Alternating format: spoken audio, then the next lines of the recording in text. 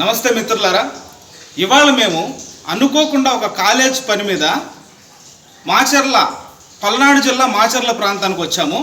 అయితే ఉదయాన్నే 5:30కి బస్సు దిగడం కారణంగా ఇక్కడ కనుక్కుంటే ఇక్కడ ఎంతో విశిష్టమైనటువంటి చెన్నకేశవ స్వామి ఆలయాన్ని దర్శించండి అని ఇక్కడ ప్రాంతవాసులు చెప్పడంతో ఈ ఆలయానికి రావడం జరిగింది.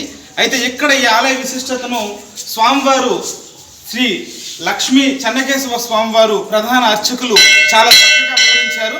ఇప్పుడు ఆ వీడియోని చూసే ప్రయత్నం చేద్దాం.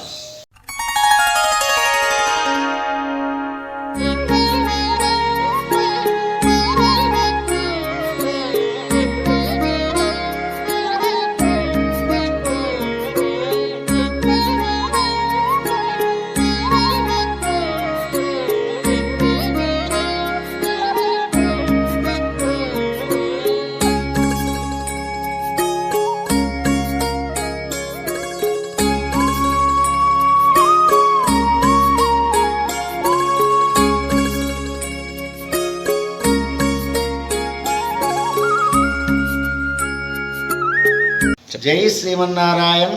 శ్రీ లక్ష్మీ చెన్నకేశవ స్వామి వారి యొక్క ప్రధాన అర్చక స్వాములు శ్రీమాన్ అడిగొప్పల లక్ష్మీ చెన్నకేశవాచార్యులు. శ్రీ లక్ష్మీ చెన్నకేశవ స్వామి దేవస్థానము పలనాటి ఆరాధ్య దైవము. కృతయుగములో కార్తవీర్యార్జున మహారాజు గారిచే ప్రతిష్ఠితము.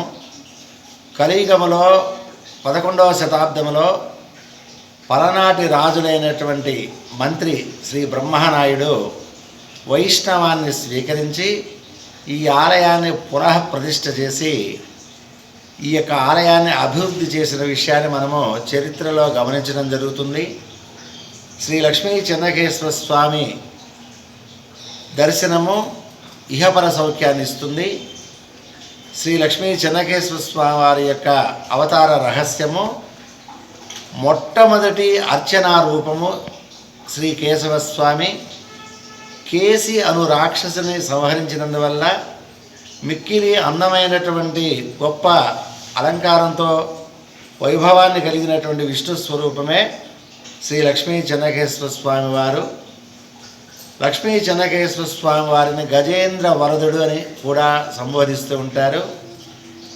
ఏనుగును మొసలి నుండి రక్షించిన కారణం వల్ల ఎడమ చేతిలో చక్రము, కుడి చేతిలో శంఖము, భక్తులని ప్రేమగా చూసుకునేటువంటి కమలహస్తము, దుష్ట శిక్షణ గదాహస్తము ఈ యొక్క విగ్రహ స్వరూపంలో మనం గమనించడం జరుగుతుంది.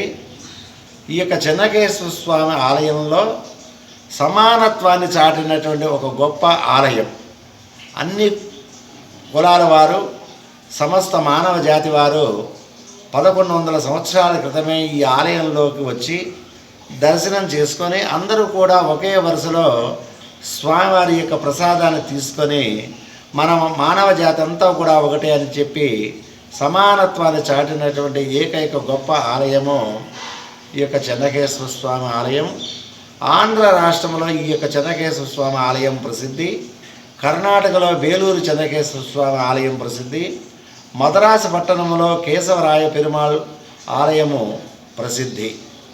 ఈ యొక్క చెన్నకేశవ స్వామి ఆలయంలో భాగవతము, దశావతారములు, భారతం, రామాయణం అనేటువంటి 4 స్తంభాల యొక్క మధ్య మండపంలో భక్తులు వారికి దర్శన భాగ్యంలో వీటి చుట్టూ ప్రదక్షిణ ఫలితం వల్ల సమస్త తీర్థముల్లో స్నానం చేసిన యొక్క ఫలితము, సమస్త క్షేత్రములను చూసినటువంటి యొక్క ఫలితమును పొంది ఇహపర సౌఖ్యాన్ని పొందుతారు భక్తులు.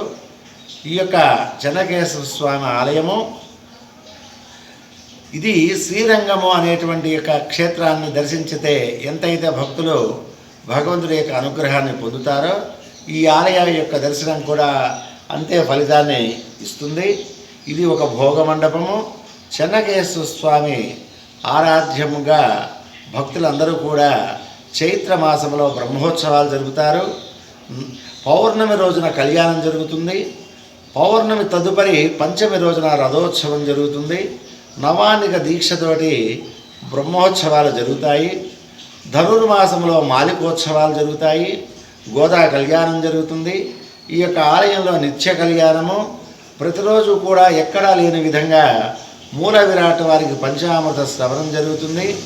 ప్రతిరోజు కూడా భక్తులు 4 రాష్ట్రముల నుండి పలనాటి యుద్ధములో పాల్గొన్నటువంటి వీరాచార కుటుంబములు ఆ యొక్క ఆయుధములను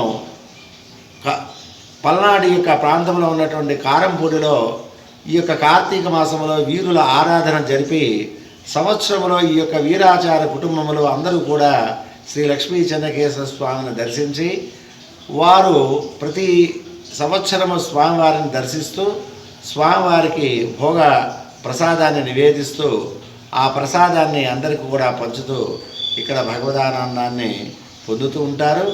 ఇక్కడ ఉత్తర వాహినిగా ఉన్నటువంటి యొక్క చంద్రవంక నదీ స్నానము చక్కటి పుణ్యప్రదాన్ని ఇస్తుంది, సమస్త పాపాలను తొలగిస్తుంది.